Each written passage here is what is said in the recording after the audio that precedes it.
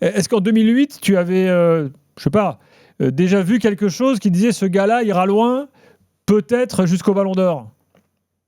On l'avait tous vu, sincèrement. Aujourd'hui, c'est trop facile de dire ça parce qu'il est Ballon d'Or, mais à l'époque, tous ceux qui l'ont vu jouer ont eu cette chance-là.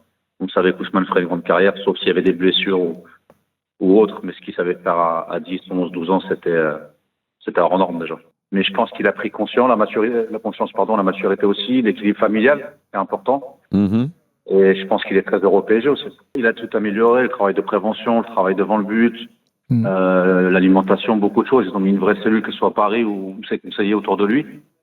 Et encore une fois, voilà la maturité, 28 ans aujourd'hui, une vie familiale posée, calme, ça change beaucoup de choses. S'il continue comme ça, maintenant ça va être le plus dur, c'est ce qui va arriver après, parce que tout le monde va l'attendre, il aura un statut qui est différent, et on sait toujours que la saison d'après, c'est toujours un peu plus compliqué. Mais juste de profiter de la vie, il a fait quelque chose qui est extraordinaire pour lui, pour sa famille et pour nous, on est très très fiers. Quand on a vu grandir un gamin, c'est fantastique.